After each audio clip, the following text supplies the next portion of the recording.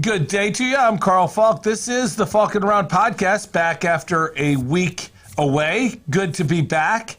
Good to talk sports with you. And man, is there so much sports to talk about. It's really crazy what this time of year, how much there is. I mean, this weekend in the NFL, usually the last weekend in the NFL doesn't bring much drama. This weekend certainly did. We had the national championship game last night. Georgia getting over on Alabama in what I thought was actually a great game. I'll talk a little bit about that. SU hoops like we've never seen them before.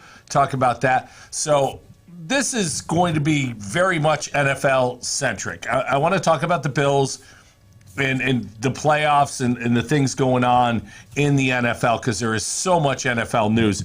Let's get to the game first. The Bills-Jets, the Bills needed to win. Now, I haven't been here I wasn't here last week, so the Bills get over on Atlanta, a game they had to win. It helped in large part by a taunting penalty on Matt Ryan. And it was funny because when I watched the game, first off, the announcers for that game I thought were very subpar. When I watched the game live, I saw the play that Ryan went down. And earlier this year, Tyler Heineke of the Washington football team did the same thing against Green Bay, and they called it back. So I saw the play, and I'm like, oh, I think he went down before he went in. Then he got the taunting penalty. Huge turnaround. Bills get that win, needed it. Need to beat the Jets on Sunday to sew up the AFC East, which they did. And they did so in dominant fashion. And as much as you knew the Bills were dominating that game, because of the offensive ineptness through the second and third periods of the game was closer than it should have been. I mean, the Bills' defense, what they did to the Jets was basically criminal. Think about this. The Jets on the game had 4 first downs. 4. They had 5 net yards passing. Well, that's net yards. That means you take the yards gained and then you subtract the yards lost from sacks.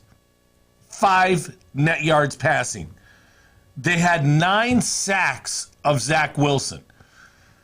53 total yards the Jets accounted for. 53. The Jets were 1 for 14 on third down. The Bills had the ball for 37 minutes, the Jets 23. Zach Wilson had a 40-yard touchdown pass to Keenan Cole.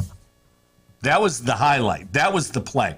He was 7 of 20, 87 yards, had that touchdown, wasn't intercepted, and sacked 9 times. Now, I got to say this about Zach Wilson.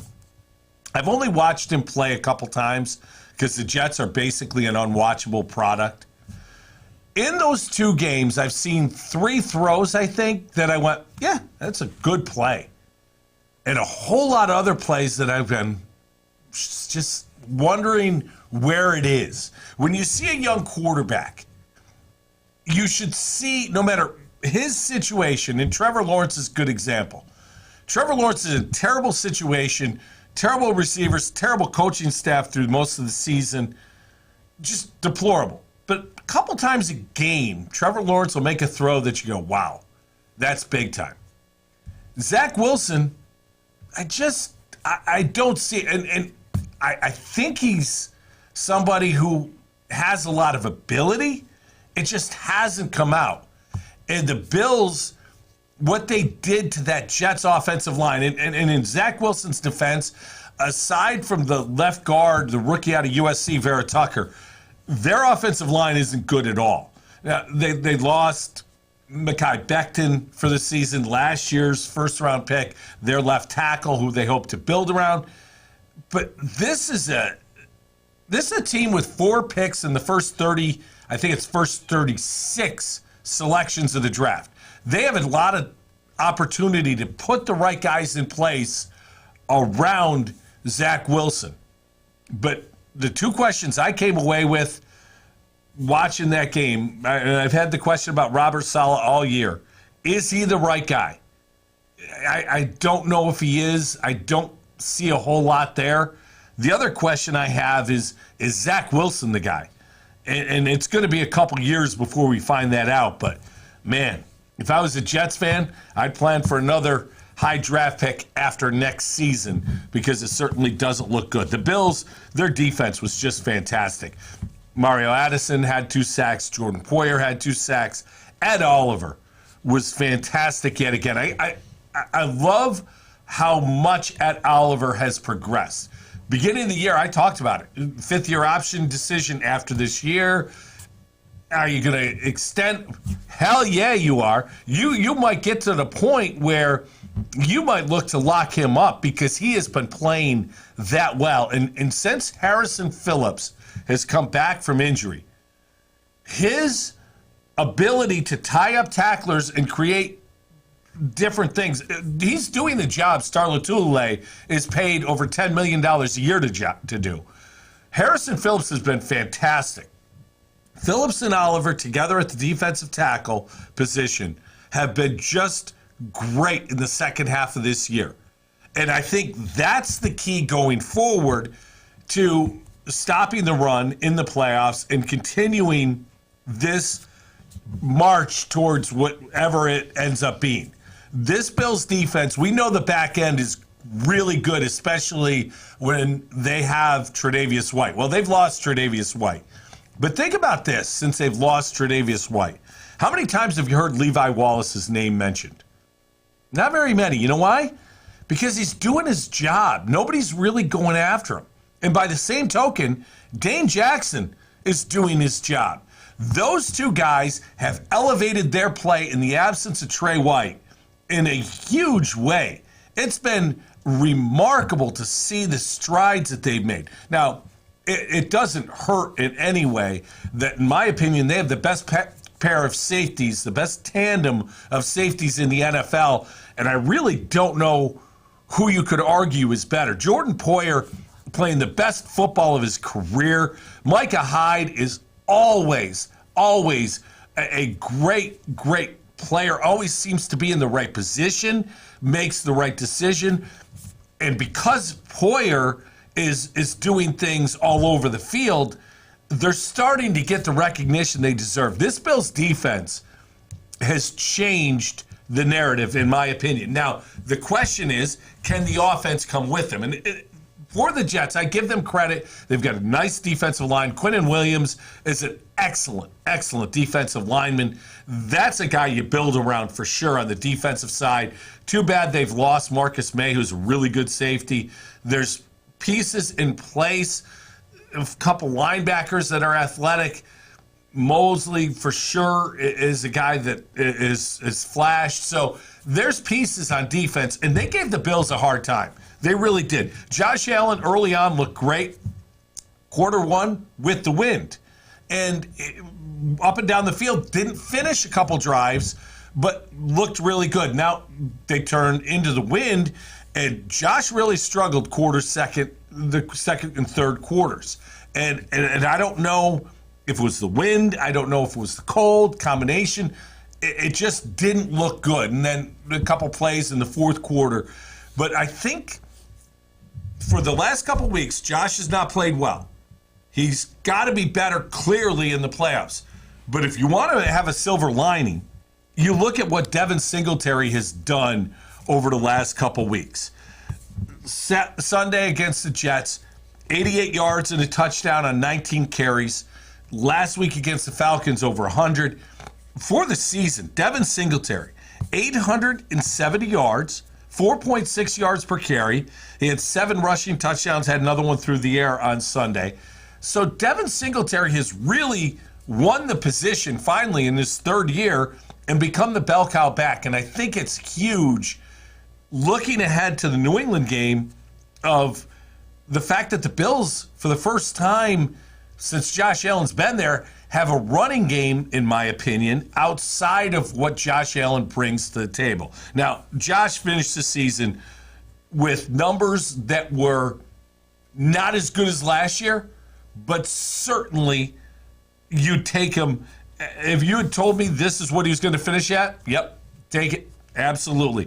63% completion percentage, 4,400 yards. Now, it's a 17-game season, so it's still over a 4,000-yard season as a 16-game season, so that's good. 36 touchdowns, 15 interceptions. That's the one mark right there. 15 picks is too many. The 3 picks against Atlanta certainly contributed to that. Needs to be better there.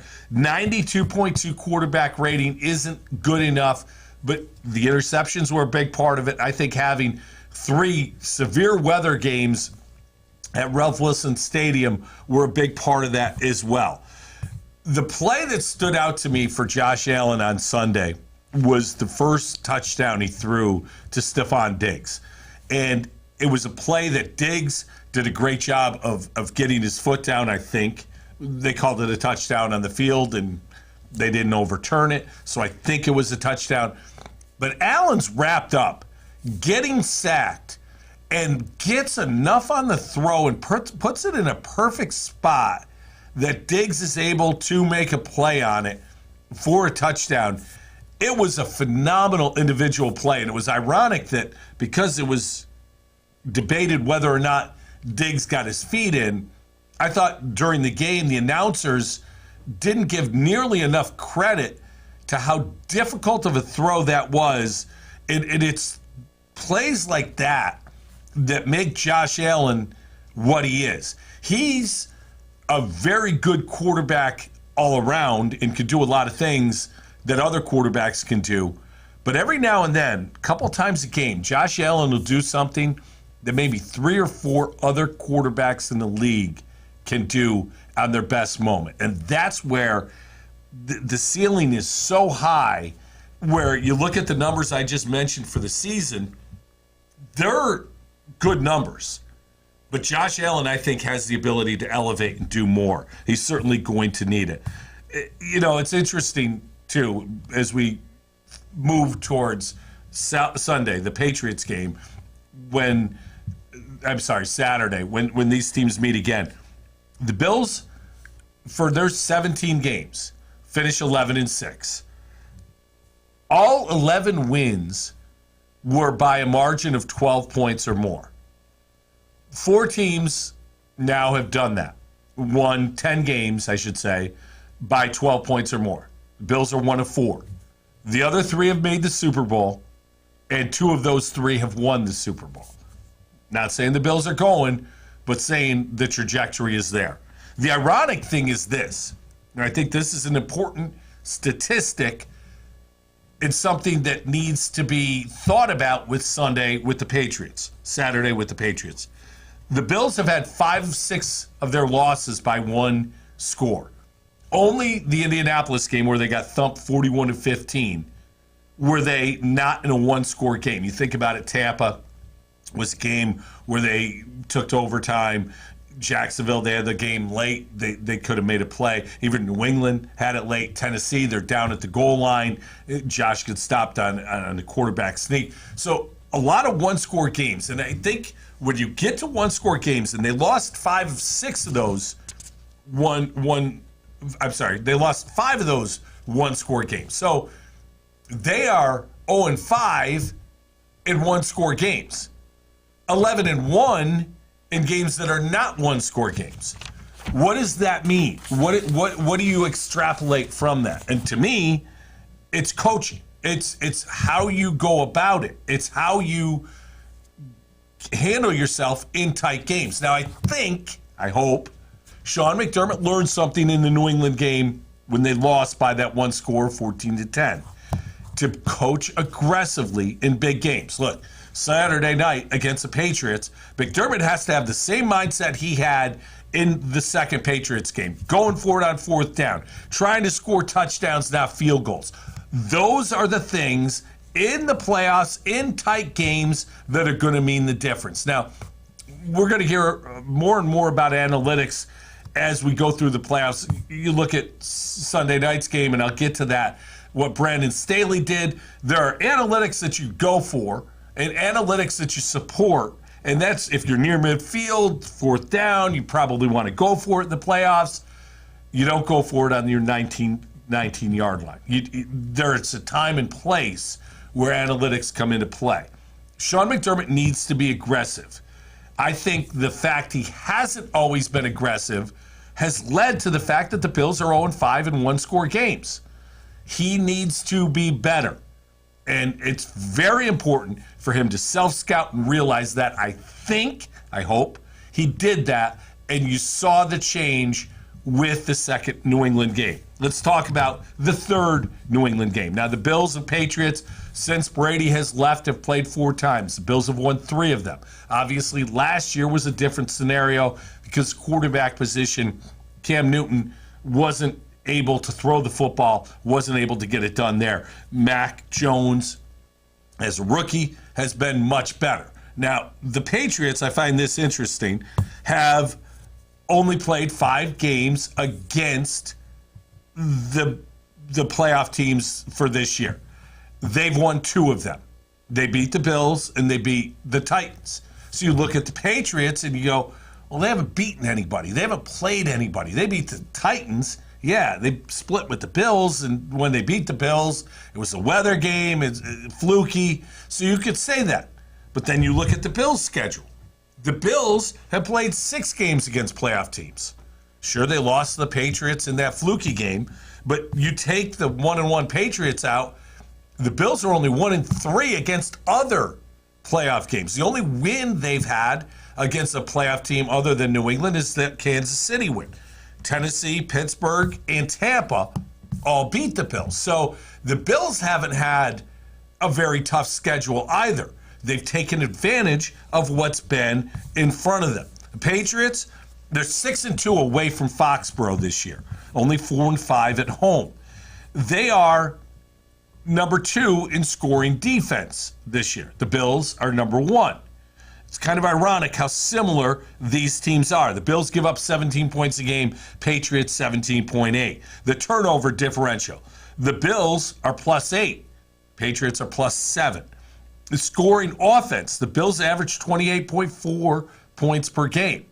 Patriots 27.2. You look at the running game. Everyone looks at the Bills unable to stop the run and unable to run the ball. Well, it's ironic that they offensively are 6th in the league in running the ball with an average of 129 yards per game on the ground.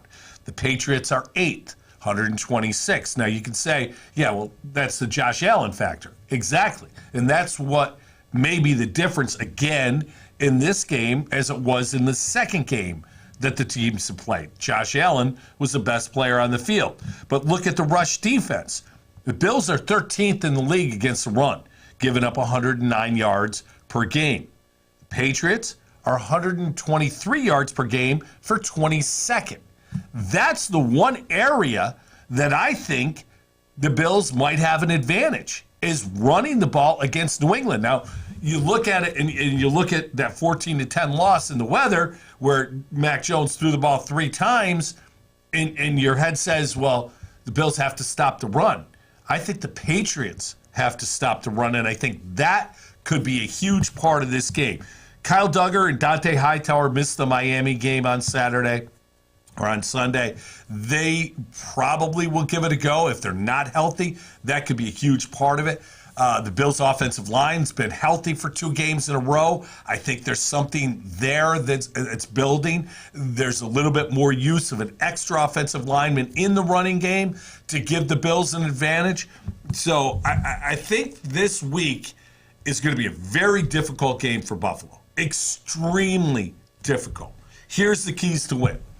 And the first one is Devin Singletary. He's got to carry the ball 15 times, in my opinion. If he doesn't carry it that much, I think there's a good chance that Brian Daboll gets in that tunnel vision where he sometimes does and creates a situation where Josh Allen's throwing it too many times. Remember this, the high in Buffalo right now on Saturday is 7 degrees. It is going to be bitterly cold Saturday night when these 2 teams play. So it's going to be a situation for whichever team handles the elements the best, and we've seen the Bills not handle the elements very well. A huge, huge situation is going to be decided by the weather. Josh Allen's going to have a turnover in this game. He's going to try to run it a lot. He's going to try and throw it, and it's going to be, like I said, inclement weather. there's going to be a turnover at some point. He can't have more than one. Absolutely cannot have more than one turnover. Has to take care of it as well as he can throughout the course of that game. Because you know New England's going to be hitting him and trying to force the ball out. The fumbles, to me, are more of a concern than the interceptions in this game for Josh Allen. The Bills have to play from the lead. They are similar to Tiger Woods in his heyday. Tiger was a guy who would go out there and get a big lead and just relax and play and make birdie after birdie. And when you looked, he won the U.S. Open by 15 strokes. Nobody ever did that. The Bills are like that, and it shows with the statistics I cited earlier about them having all 11 wins by more than 12 points. They are a team that's much better playing from the lead than they are from playing from behind. So when given the chance early, for Sean McDermott, it's about being aggressive with your play calling. 4th and 1, go for it. You're down on the goal line, touchdowns, not field goals. Now, both teams have an excellent field goal kicker. However, the Bills, as we saw on Sunday, have a punting situation that's deplorable. I'm surprised so far we haven't heard about tryouts for a new punter for Buffalo, but here's the other part of it. Hack is the holder for Tyler Bass, and Bass is a weapon. You don't want to screw him up that bad, so maybe you give Hack another chance to punt and hope that things go better because you're so concerned about the field goal kicking game going forward. So it's not an easy, you got to get a new punter in there, because if you do that, you've made a change to your field goal kicking unit, which has been one of the strengths of this team throughout the course of the season. Defensively, the Bills have to hit and sack Mac Jones. Mac Jones can run, but he's not going to beat you with his legs. If he runs 5 times, you'll take that. And again, he can. He's not Zach Wilson, where he can run and maybe pick up 30, 40 yards. He doesn't have that type of athleticism, but he can move a little bit. But that's okay. Let him do that. Take chances to confuse the rookie and let your playmakers in the secondary do just that, make plays. There is going to be opportunities to hit him early and often. Get that done. I want to see Harrison Phillips and Ed Oliver start the game and aggressively stunt in the middle of that defensive line, get pressure up the middle on Mac Jones and see how he can handle it. And I said the aggressiveness by Sean McDermott, it can't be understated. While being aggressive, you can't do your timeout thing, Sean McDermott. We saw it Sunday, and I'm going to talk next about the Raiders-Chargers game. Defensive timeouts in key spots oftentimes give much more of an advantage to the offense than they do for the defense that you're trying to make sure you're set up with.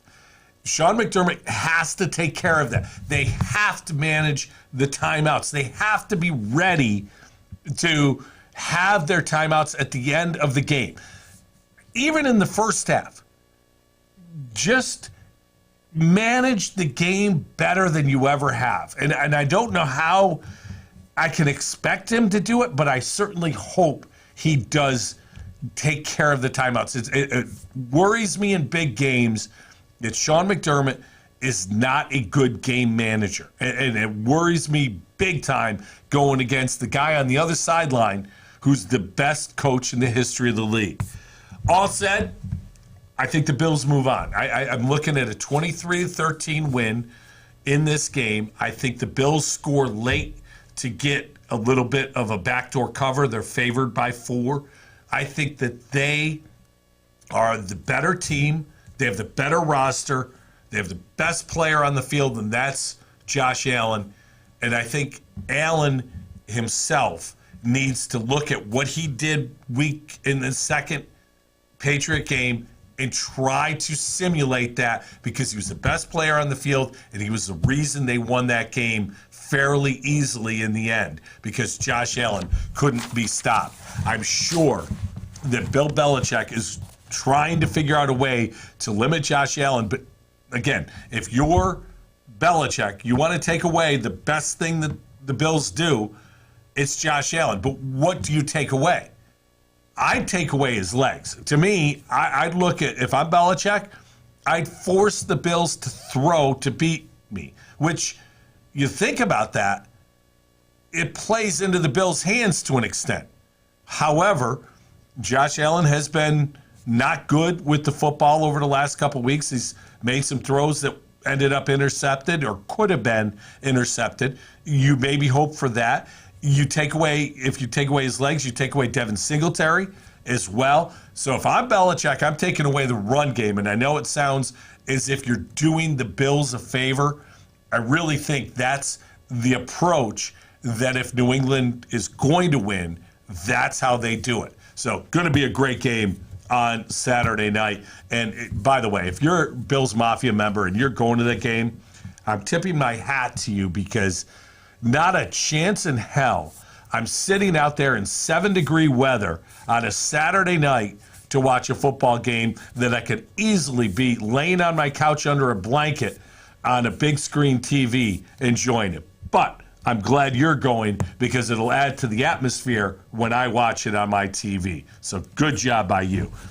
I mentioned the Raiders-Chargers game on Sunday night. The last game of the season, a game that the winner is going to go to the playoffs, the loser's going to go home. In the event of a tie, which never happens in the NFL, the Steelers would not make the playoffs. Remember, the Steelers earlier in the day get the win over the Ravens.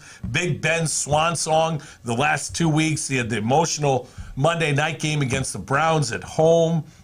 Does the victory lap, his family on the field. Everyone forgets that Ben Roethlisberger was accused of sexually assaulting 3 different women. Everyone looks at that. Joe's rolling his eyes at me. But it's part of the narrative of Big Ben. But this is a Hall of Famer, no doubt. He is a first ballot Hall of Famer who stayed a year too long. That said, the Steelers got it done when they had to. And Najee Harris is a great young back. The offensive line has grown through the season. TJ Watt, I'm so glad TJ Watt tied Michael Strahan's record. Look, I love Michael Strahan. Let me preface this by saying I love Michael Strahan. He's a great analyst. He was a phenomenal Hall of Fame player. Just everything about Strahan, I think, is fantastic. TJ Watt tying his record should be the best thing to happen to the NFL because when Michael Strahan got his sack record, I won't say he broke Mark Gastineau's record because he didn't. Brett Favre laid down so that Strahan could touch him down and get a sack and get credit for it and break Gastineau's record. In the NFL, didn't like Mark Gastineau because Gastineau's not a good guy. So they embraced Strahan, the good guy, gave him the record, even though statistically any statistician would look at that play and say that's not a sack. There's no way. Brett Favre gave Michael Strahan that sack record. I only wish that TJ Watt broke the record because he's so deserving of what he did. And he missed a couple games, so I don't want to hear he played a 17-game season. TJ Watt's a stud, the best pass rusher in the NFL right now. Steelers defensively can't stop the run. Even on Sunday, in a game where they only gave up 13 points, they gave up 249 yards rushing to the Ravens. The Ravens, who have had running back problems all year, Latavius Murray goes for 150. So the Steelers get in, and it's cool. I'm glad for Big Ben. I'm glad for the Steelers Nation who get to extend it. I'm not a Big Ben fan, as you probably could tell from my earlier comments, but I'm glad for Steelers Nation they get one more look at him. So with that as the backdrop, you look at what Sunday night meant. You look at what happened Sunday night. Because, again, if you're a Steeler fan, we're going to the playoffs because there's not going to be a tie. Justin Herbert had a drive to send this game to overtime. First off, 4th and 23 with about 4 minutes to go in the game. He throws a touchdown pass to Josh Palmer that a 23-yard pass, it was a 90-mile-an-hour fastball that he just literally, I think he and Josh Allen are the only two players in the league who could have made that throw. It was an absolute seed to give them an opportunity that if they get it back, they have a chance to get another drive and get another touchdown. Oh, they also needed the 2-point conversion, which they got. And so there's so many factors. The Raiders are trying to hold on to this lead. The Chargers get it back. Just about 2 minutes to go and 3 timeouts to go. And I think that's a huge part of it. When you go back to what I was saying about McDermott, managing the timeouts. Huge factor that they had 3 timeouts. 19 plays in 2 minutes, the last of which came with zeros on the clock, and it was a touchdown pass to Mike Williams, which the extra point sent it to overtime. Phenomenal drama. And again, here we are now with the backdrop of loser go home unless there's a tie, which the Steelers go home. Go to overtime. Raiders get it first, go down, kick the field goal.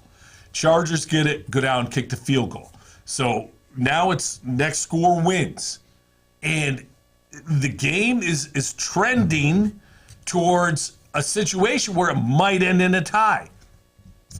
Brandon Staley, who was criticized early in the game for going for it on 4th down in his own from his own 19-yard line, decides to call a defensive timeout with about 38 seconds left in the game. It was 3rd and about 4 or 5 at the time. It looked like the Raiders were going to run the ball, and then maybe the last play of the game, they're going to take a timeout. From the 39 it was. So if you're the Chargers defense, you get a stop here. Most likely what I think is going to happen is the Raiders are going to call a timeout, 4th down, kick a field goal, which at that point would have been about a 55-yarder inside. The Raiders kicker Carlson is money. I think he makes a field goal from long distance, and the Raiders win anyway. That's what I think is going to happen. Brandon Staley calls a defensive timeout to get the proper personnel on the field. There was 4 seconds left on the play clock when he called the timeout. I don't think he called the timeout to force the Raiders to run a play and then possibly, if they miss a field goal, you might get it back in a situation where you could throw a Hail Mary. I don't think that's where he was going. I think he was genuinely concerned that he didn't have the right situation defensively to get a stop there. And look, these coaches aren't thinking like we fans are. We fans are thinking, how great would it be if there's a tie? How great would it be if we tie this game and then the Steelers don't go, but both the Chargers and Raiders go? I do not believe that's a thought process that Rich Bisaccia or Brandon Staley had in their mind, because at that moment in time, you're thinking about trying to win a game that you need to win to make the playoffs in overtime against your division rivals. And frankly, if you're the Raiders and that's not your mindset, that we're going to win this game and go to the playoffs, what the hell are you playing the game for? I don't want to go anywhere but Herm Edwards. You play to win the game. It's the only thought process you can have. Now, there's a whole lot of internet fodder that the Raiders were going to take a knee. The Raiders weren't going to take a knee. They were going to run a play, and then the Raiders were not going to lose that game. That was the situation. They were going to kick a field goal on the last play of the game from very long distance. Carlson's got a big leg. It would have been within his range. They were going to run a simple run play out of the shotgun for hopefully positive or no loss of yards. Carlson for 55, 56 is going to have a real good chance to make it. And from the Raiders' point of view, they're not going to lose the game. The only way they miss the playoffs is by losing the game. So what changed with that timeout? To me, nothing.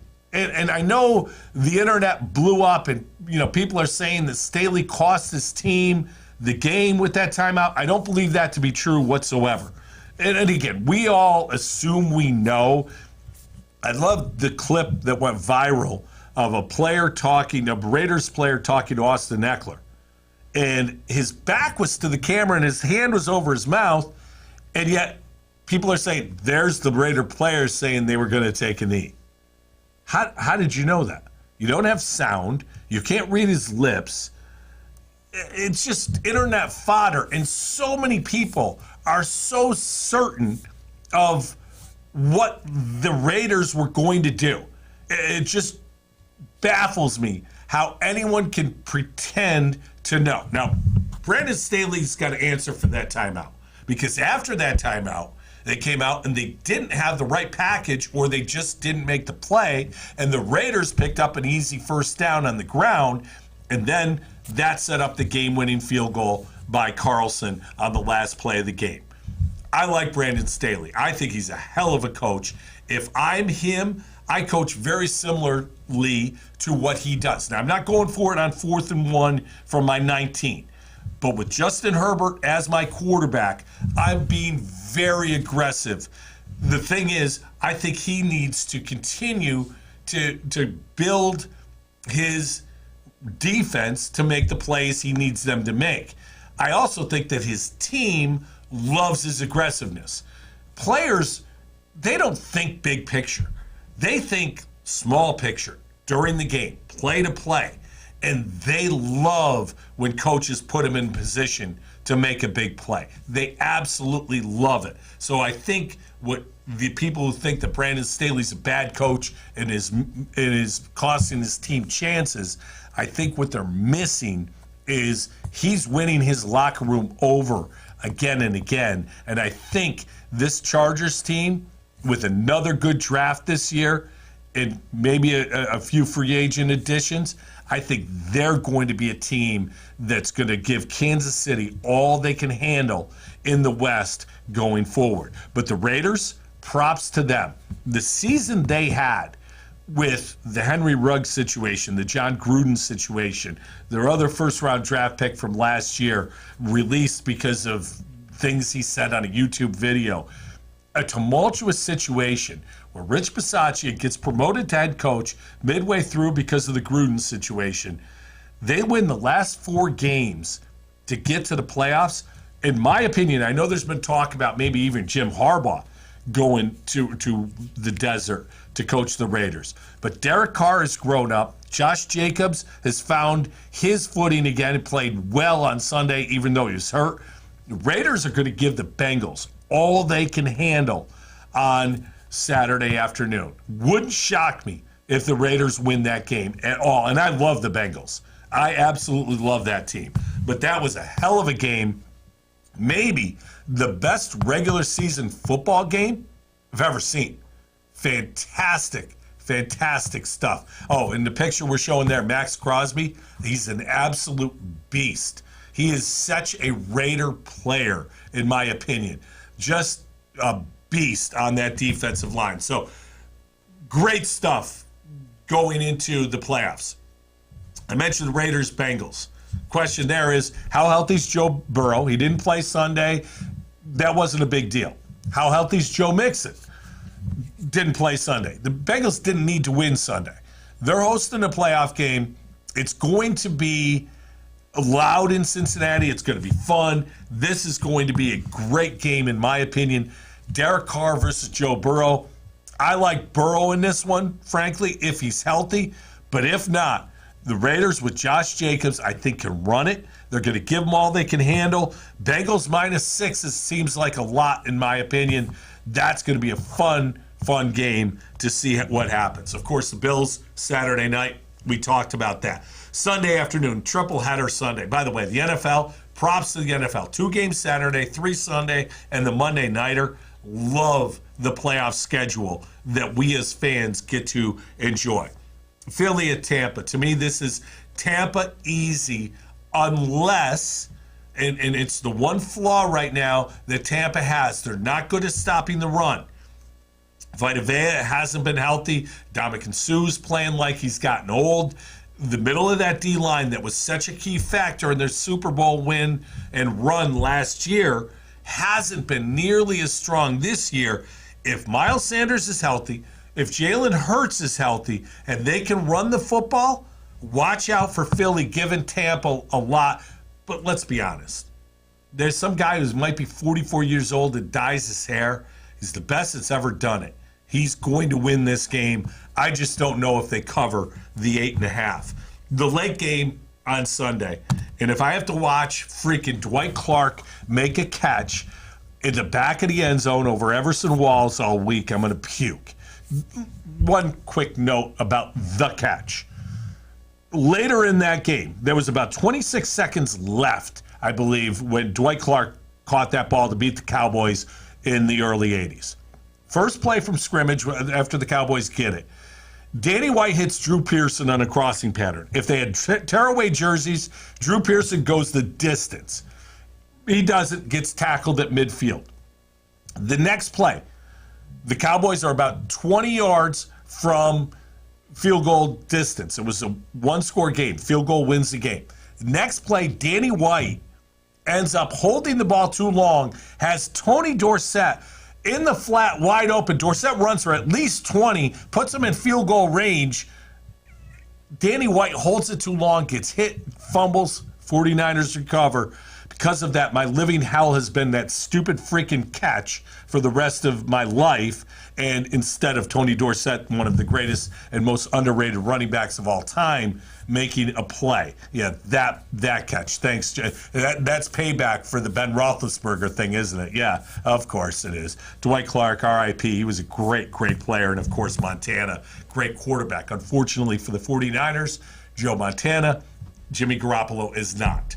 Jimmy Garoppolo's a gamer, and I really like some things about Garoppolo, but he tends to turn the ball over. The question for me in this game is the Cowboys, great defense, especially playing from in front. Dak Prescott had the 5 touchdown passes against Philadelphia's backups. I don't think it's that big a deal. If the 49ers are in the lead, the Cowboys are going to have a hard time because the Cowboys' defense is better when you're teeing off on the quarterback. Garoppolo remarkably plays well from behind. So it's kind of an interesting dynamic there. But what I think the key to this game is the Cowboys don't necessarily stop the run well. With Elijah Mitchell and Deebo Samuel, Kyle Shanahan's created a fantastic running game that the 49ers, a very good offensive line, if they're in front, I think the 49ers control the clock with the running game. Key stat, 35 carries for the 49ers. They need to run it 35 times. And I know that's throwback old school football, but that's how they beat the Cowboys. Because if they start throwing it, I think that something, either an interception or a sack fumble, ends up turning the game for the Cowboys. Prescott setting the record for the Cowboys with pass touchdowns. But as much as you want to talk about Dak, the key to me, if the Cowboys offensively, it's Zeke Elliott and Tony Pollard. Can they run the ball for 120 yards combined against the 49ers? So that's going to be a fun game as well. Joe Steelers against the Chiefs on Sunday night. I don't see a scenario where Big Ben can prolong his career another week. The one thing is this. Steelers are very good against the pass. They're terrible against the run. The Chiefs have gotten better against the run, or with the running game as the season's gone along, but Clyde Edwards-Helaire likely to be dinged, not a full go with that shoulder injury. I'm not sure if I trust Andy Reid to run it as much as he's going to need to. I think this one's closer than people think. That said, it's the end of Ben's storybook and first ballot Hall of Fame career. Monday night game, Arizona at the Rams. Both teams get a key player back that maybe we didn't think was coming back. J.J. Watt will be back for Arizona. J.J. Watt and Chandler Jones, all of a sudden, that pass rush, spectacular for the Cardinals. They also likely to get James Conner back at running back for the Cardinals. Cam Akers comes back for the Rams. He's a beast. This kid is so good. Towards Achilles in camp, or just before camp, and now he's back. Amazing that he worked that hard to get back. Gives the Rams some more balance in their offense. In this one, though, I don't know if I trust Matt Stafford. I think the Cardinals get the win in that game. Should be a lot of fun. NFL, something that's not a whole lot of fun, is the NFL Coaching Carousel, and Black Monday was in full force. Now, some of the things we expected, and I've talked a lot about it on this podcast. Vic Fangio, no surprise really there. Mike Zimmer, maybe a small surprise, but not really. Nagy in Chicago, certainly no surprise there. But Brian Flores down in Miami. Now, they had won 7 games in a row. They had their second straight winning season. But apparently Brian Flores and Chris Greer, the GM, didn't see eye to eye. Flores wearing out his welcome with coaches. The owner, Ross, decided to go with Greer over Flores. Flores will be out of work for about an hour. I mean, seriously, this guy has gone from getting fired to now he's one of the top head coaching candidates for the rest of this cycle. Vic Fangio will be the number 1 defensive coordinator candidate going forward. They're out.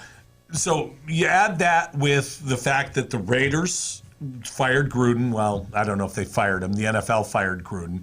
You look at Urban Meyer getting fired. That's now 6 coaches in this cycle already that have changed hands. Joe Judge is an interesting one to keep an eye on. Dave Gettleman retired, finger quotes, retired. In other words, the Mara family said, we're going to fire you or you can retire. I'm out. Yeah, that's what happened there. What I loved yesterday was Josina Anderson, who is a reporter who I trust not at all, tweeted that Joe Judge is definitely safe. So since Josina Anderson said that, I'd say there's like a 90% chance that Joe Judge gets fired, because it's not about being right with Josina Anderson, it's about being first. And oftentimes she's first and wrong. I think she will be in this one too. Joe Judge, here's an idea. Your 3rd and 9 offense or 2nd and 9 offense inside your 5-yard line shouldn't be a quarterback sneak. That was unbelievable that that happened in an NFL game. I mean, truly, if you have like a 30-point lead, okay, I got no problem with it. If you're trying to win a game and it's a meaningless game, even, look at this. It's 3rd and 9. What are you running? It's just unbelievable how bad the Giants were this year. And you know what? I don't like the Giants one bit. As growing up a Cowboy fan, it's just not my nature to like that team. But the NFL's better when the Giants are part of it. The New York media and fans add something to the NFL. They haven't had a chance to add anything to the NFL in a long, long time. Need to get the hire right for the GM and need to get rid of Joe Judge and move on there. One other name that I want to throw out there that could go, David Culley, the Houston Texans coach. Honestly, I thought he did all right. Davis Mills played pretty well for a rookie. Culley brought him along nicely. I'm still not sure what to expect there, but it wouldn't shock me if he goes. And then, of course, a couple other names that I don't think will go, but could. Pete Carroll in Seattle, Robert Saleh, and Matt Rule both would be one-and-dones with Saleh. Actually, Rule was there last year as well, but that was a big-ticket hire when Carolina hired him. The draft order is set, the top 10. Jets and Giants, it's your year. Unfortunately, the draft is one of the worst it's been in a long time. Next year's draft, you're going to see kids from Alabama go 1-2. I'm not sure who goes where, but unfortunately, they're too young to be in this draft. Jags get the number 1 pick, Lions 2, Texans, Jets, Giants round out the top 5. Then it's Carolina, Giants, their pick coming from the Bears, Atlanta, Denver, and Jets pick coming from Seattle. Last night was the national championship game, And Alabama, man, I'll tell you what, the Anderson kid, watching him play, and I've seen him play a couple times this year, I don't know who he reminds me of, because the one guy he reminds me of I'll never compare anybody to, and that's Lawrence Taylor. I'll never say a kid reminds me of Lawrence Taylor. But this kid's a beast. Rush the passer, play in coverage, play the run game. There's nothing on the field he can't do. Unfortunately, because he's so young, he can't go to the NFL till after next season.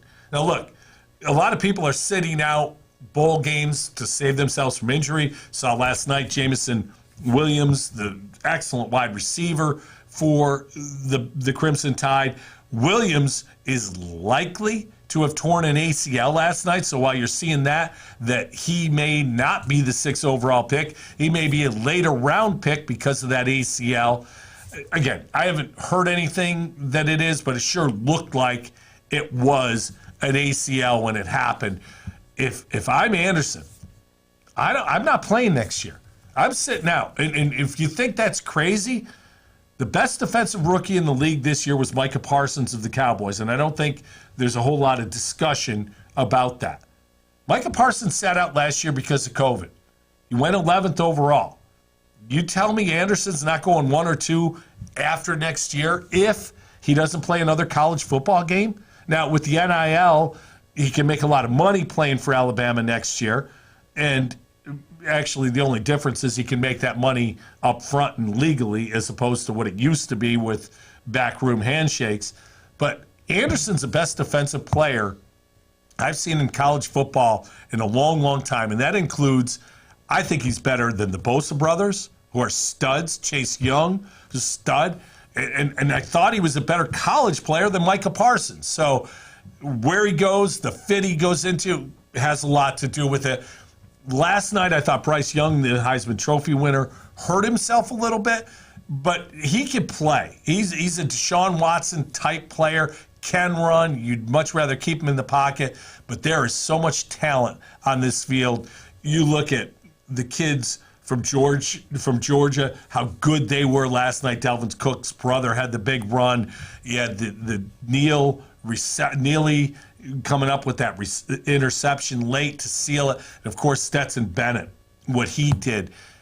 The terrible turnover, which I thought was a forward pass, hand going forward. To me, there was no doubt it was a forward pass. But he comes out and makes 3 great throws in a row.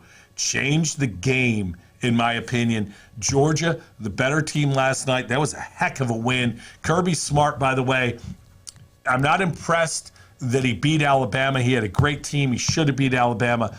I am impressed by his vertical leap on the sidelines and his ability to still run as an older guy, because I couldn't jump over a sheet of paper these days. Kirby Smart still got like a 30-inch vertical. Well done, Coach. Congrats to the Bulldogs.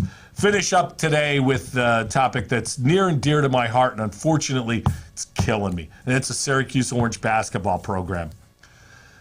Never in Jim Boeheim's illustrious career has there been a time this late in the season where he is below 500. But this team is different from any other team he's had. Jim Boeheim plays 8 players. 3 of those players are coming off the bench. They combine, and they are, of course, Benny Williams, Samir Torrance, and Frank Anselm. The 3 of them combine to average 6 points a game. When your bench contributes 6 points a game, that must mean your starters are really good. Not the case this year. The Boeheim brothers are struggling. There's tape every year. Let's face it. Everyone looks at tape and figures out what people do. Jimmy Boeheim, the tape's out on him. If you pressure him when he puts it on the floor, he can turn it over. Buddy Boeheim has become a bit of a black hole. He's still a great shooter, although he's in a shooting slump. And that's in part because he's taking shots that aren't open, and because he's not getting in rhythm, even when he's getting good looks, they're not going. But when Buddy puts it on the floor, he doesn't give it up. His teammates tend to stand around and watch. And Buddy isn't athletic enough to always finish at the rim, so he tries to finish with a little floater and a little turnaround jumper from about the 12-foot mark. Shot he can make, but a shot because of his lack of athleticism that's usually contested, therefore a very difficult shot. Joe Girard, a turnover machine. Unfortunately, Girard has he's vindicated the people that doubted him. I shouldn't say that. He's vindicated his ability to play at this level. Everyone doubted a kid from Glens Falls could play at this level. Girard's shooting 46% from three this year. However, 69 assists and 45 turnovers. That's not even a 2-to-1 assist to turnover ratio. I know he's playing out of position, and I blame the coach for that because the coach didn't recruit another point guard this year because he thought he had Katari Richmond going forward. Well, Richmond left. Adjust. Bring in a point guard. Samir Torrance is that guy. Unfortunately, he's on a leash that's about 6 inches long. Every time Samir Torrance makes a bad play, he gets yanked out of the game. He can't get in rhythm. The Orange have gotten in a situation where they finally have a center they can trust defensively. Jesse Edwards has 3 blocks a game so far this year, 44 blocks in the Orange's 15 games. Done a great job defensively. He's effective offensively, where he's averaging almost 12 points a game. He's averaging almost 7 rebounds a game. Yet because of the lack of athleticism around him, they can't take advantage of them finally finding a center who can contribute at both ends of the court. The first time since they had Rick Jackson. It's been a terrible season in large part because of the players on the floor not being as good as the conference they play in and the schedule they're playing demand them to be. In other words, Jim Boeheim's recruiting is the root of this problem. Think about this.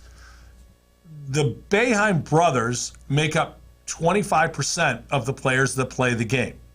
So Jim Boeheim didn't leave his living room to recruit 25% of the players he uses, and the other 6 that he uses just aren't that high quality of players. I mean, Cole Swider's a nice player, but he's not a star. Benny Williams has got great athleticism, could become a star. He's far, far away from being ready to do that. This is an epic fail by a legendary coach, and I know he could stay as long as he wants, and the 1,100 wins he's got shows he knows a lot more about basketball than I ever will, and I don't doubt that for a minute. But everyone's time comes. Jim Boeheim's time has come. Unfortunately, nothing's going to change as long as he's there. Now, next year they have a better recruiting class, although it's not as good as it looked a year ago when they had a couple players who were committed who have since backed out. It's a problem. And I think this NIL is going to really hurt the Syracuse basketball program because the economy in Syracuse is a lot different than the economy in a lot of other cities where you're recruiting against. And if people are looking to get paid, which every college kid is now, it's only going to make the recruiting job tougher for the Orange going forward. So as much as I love this team and I really enjoy watching them play, it's tough. They play tonight against Pitt. To say it's a must win, that's an understatement. They've got to get a win against Pitt tonight and then hopefully get another win against Florida State on Saturday. That's it for this week. Thanks for listening. Go Bills. We'll be watching. I'm Carl Falk. This is the Falkin Around Podcast.